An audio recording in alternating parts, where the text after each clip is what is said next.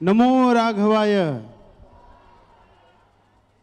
परम पूज्य प्रातः स्मरणीय नित्य प्रति समर्चनीय श्री चित्रकूट तुलसी पीठाधीश्वर पद्म विभूषण जगत गुरु रामानंदाचार्य पूज्यपाद सदगुरुदेव भगवान की मंगलमय उपस्थिति हम सभी के समक्ष हो चुकी है।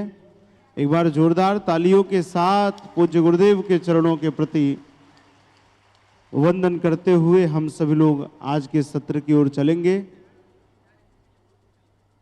हम सबका सौभाग्य है एक ऐसे महापुरुष को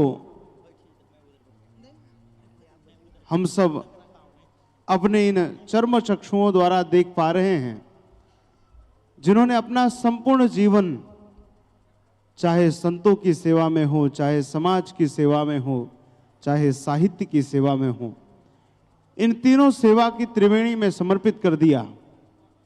संत सेवा के रूप में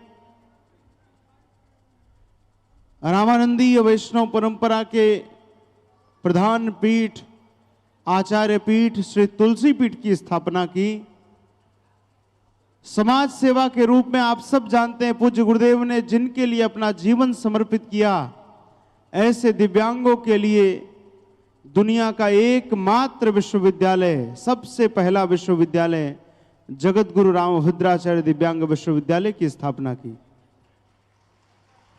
आपको जानकर सुखद आश्चर्य होगा,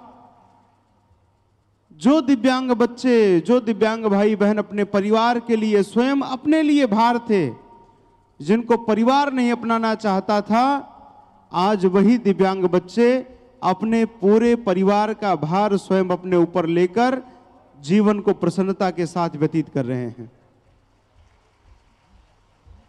10,000 से अधिक छात्रों को लगभग उत्तर प्रदेश सरकार में नौकरी मिली। आप समझिए कि जो दिव्यांग स्वयं अपने ऊपर भार थे, समाज के ऊपर भार थे, आज वह उसी विश्वविद्यालय से शिक्षा प्राप्त करके आज स्वावलंबी बने हैं, परिवार के लिए, समाज के लिए एक प्रेरणा बने हैं। और आज समाज में भी वह अपनी सुगंधी ऐसी फैला रहे हैं कि जैसे किसी बगिया में फूल फैलाता है। पूज्य गुरुदेव ने अपना पूरा जीवन दिव्यांगों के लिए समर्पित किया और एक ही सूत्र पूज्य गुरुदेव ने कहा कि मानवता है मेरा मंदिर, मैं हूं उसका एक पुजारी, हैं दिव्यांग महेश्वर मेरे, मैं हूं उनका कृपा भिखारी। अभी जब पूज्य गुरुदेव का अमृत महोत्सव हम अयोध्या जी में मनाएंगे, आप में से बहुत लोग उपस्थित होंगे, बहुत लोग टेलीविजन के माध्यम से वहां के उन कार्यक्रमों को देखेंगे, सोशल मीडिया के माध्यम से देखेंगे। आपको देखकर आश्चर्य होगा कि जिन दिव्यांग बच्चों के दोनों हाथ नहीं हैं, वह अपने पैरों के प्रयोग से पैरों में ब्रश पकड़कर जीवंत चित्रण करते हैं, जीवंत चित्र बनाते हैं। समाज के द्वारा जो भी गुरुदेव को प्राप्त हुआ, वह एक एक कण, एक एक रुपया पूज्य गुरुदेव ने समाज की सेवा में ही लगाया। और बात करें साहित्य सेवा की, तो अब तक पूज्य गुरुदेव ने इतनी व्यस्तता और इस परिस्थितियों में रहते हुए लगभग 230 से अधिक ग्रंथों की रचना की, जिसमें अभी हाल ही में 2 महीने पूर्व देश के यशस्वी प्रधानमंत्री जी चित्रकूट आश्रम पूज्य गुरुदेव के दर्शनार्थ पधारे। उन्होंने पूज्य गुरुदेव के एक पुस्तक का विमोचन किया। आप सब जानते हैं, हम आप समाज में रहते हैं, कोई 50 पन्ने की भी किताब लिखता है तो बड़ी प्रसन्नता के साथ समाज में दिखाता है। पूज्य गुरुदेव ने कोई 150 पन्ने की किताब नहीं लिखी, अपितु 10,000 पृष्ठों में एक ग्रंथ की रचना की, महाभाष्य लिखा, और उसमें 50,000 से अधिक श्लोकों की रचना पूज्य गुरुदेव ने स्वयं से की।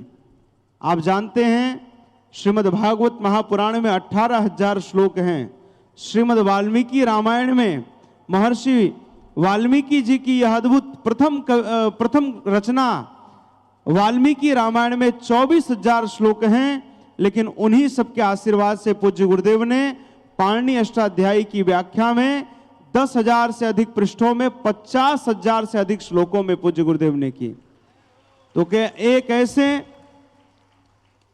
महापुरुष के सानिध्य में हम सब बैठे हैं और एक बहुत अद्भुत सुअवसर हम सबको प्राप्त हो रहा है, जब भव्य दिव्य नव्य मंदिर में श्री रामलला विराजमान होने जा रहे हैं।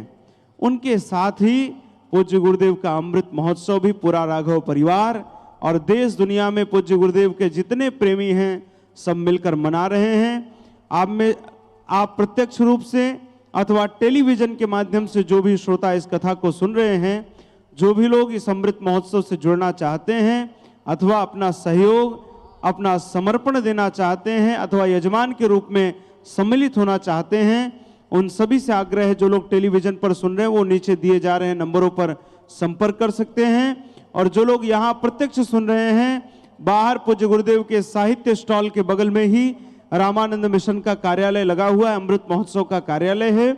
आप जाकर वहां संपर्क करके अयोध्या जी में आयोजित हो रहे अमृत महोत्सव की प्रत्येक गतिविधियों की जानकारी आप ले सकते हैं।